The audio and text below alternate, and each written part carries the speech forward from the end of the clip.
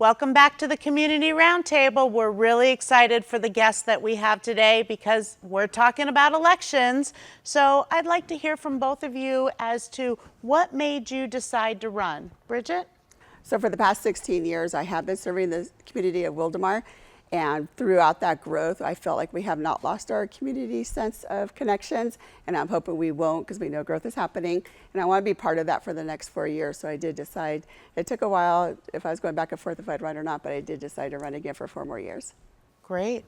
Eric? Well, thank you for the question. I served in the military 27 years in the United States Navy, was a command enlisted, senior enlisted for commands. I used that as an opportunity to come into the community as I retired and be a commissioner with the city. And out of being a commissioner, I got empowered and engaged to actually run for city council. So I wanted to take that servant leadership that I learned in the military and bring it into the city, serving on city council. That's great. Well, what would you say your overall vision for the city is? I would say my overall vision for the city is to, again, make sure it continues to be a safe place and a safe haven for everyone. My vision is to ensure that every voice is heard and everyone has a leader that they can come to and connect with. And that's what I want to bring to city council and actually bring our city back together and be a leader for all of our residents. Nice. Great vision. Bridgette? Yes, similar to Eric. So yes, want to connect our community.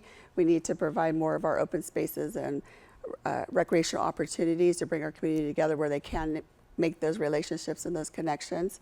So just where everyone can feel valued and heard and bring them together. So what would you say are some of the key issues that affect your city? We're talking, we have Wildomar, we have Temecula, so I'm sure they're different types of cities. So what would be Wildomar's key issues? So one of our key issues, as I mentioned, was recreational opportunities. So right now, some of our residents do go to Temecula Yes. for options, but we want to pride that here in Wildomar so they can stay local and have those opportunities connect also.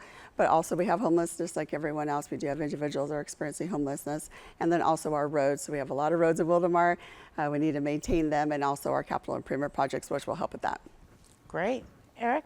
Well, thank you for that. I think 3 great things that we could do better in our city, and I know our city's doing a great job to try to work it, is our traffic continues to be a problem as we continue to build other cities. They all come through Temecula.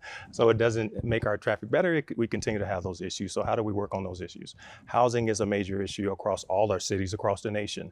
How do we work to actually come up with a solution nationally, statewide, and down to the city level to ensure that we address the housing issue?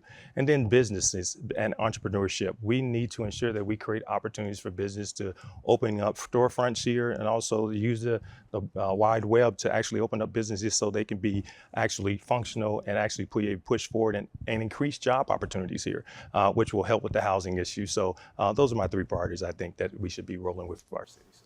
Great. I love the business one. I'm definitely all pro business. Why do you believe that you're the best candidate for this position?